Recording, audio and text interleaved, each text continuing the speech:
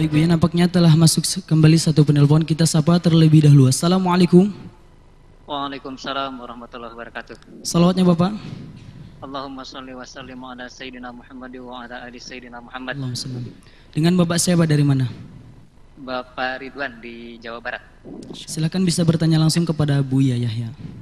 Assalamualaikum warahmatullahi wabarakatuh, Buya. Assalamualaikum warahmatullahi wabarakatuh. Akan Buya izin bertanya, sebelumnya semoga Buya dan keluarga dan seluruh jajaran Bahja selalu dalam ridho Allah Subhanahu wa taala. Maaf Buya, kalau misalkan ini di luar tema.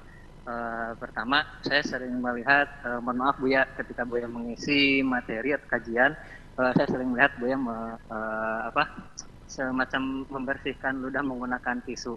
Kemudian saya juga melihat di kajian-kajian lain melalui YouTube ada para habaib itu membersihkan semacam itu juga menggunakan tisu. Nah, saya menggunakan membersihkan tisu, membersihkan ludah menggunakan tisu. Membersihkan apa? Ludah, Ayo. air ludah, ya air ludah menggunakan tisu. Kemudian saya juga melihat para habaib dan kiai-kiai yang lain juga melakukan hal seperti itu. Nah, yang jadi pertanyaan, saya takutnya saya termasuk orang yang was-was gitu. Nah, air ludah yang seperti apa yang harus dikeluarkan dan air ludah yang seperti apa yang dimaafkan untuk ditelan kembali gitu. Sudah kita jelaskan dalam fikih praktis kita, termasuk di pagi. Belum ya? Ada sering kita sampaikan masalah. Kemarin pertemuan yang lalu juga kalau tidak salah masalah membatalkan puasa di sini, di masjid sini. Ludah tidak membatalkan puasa dengan catatan 3 syarat. Ludah masih dari mulutnya sendiri, bukan dari mulut orang, dari mulutnya sendiri. Ludah masih berada di tempatnya, di mulut. 3, ludah belum bercampur dengan apapun. Tapi kalau sudah ludah bercampur dengan apapun, nggak boleh ditelan.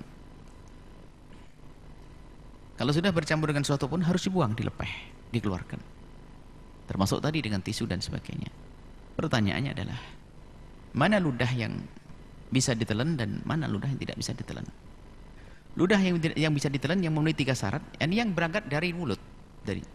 Tapi kalau sudah ludah yang keluar dari dalam tenggorokan, dalam berupa dahak, keluarnya dari batas huruf kha.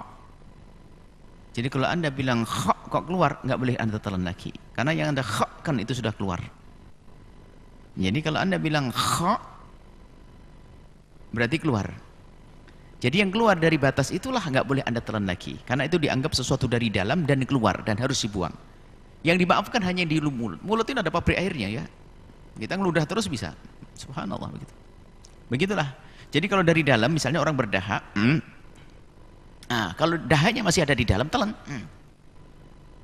Tapi kalau dahaknya sudah kerasa keluar, kan ada manusia tahu kan, masih normal, biarpun nggak usah dipegang pakai tangan, tenggorokan itu punya rasa.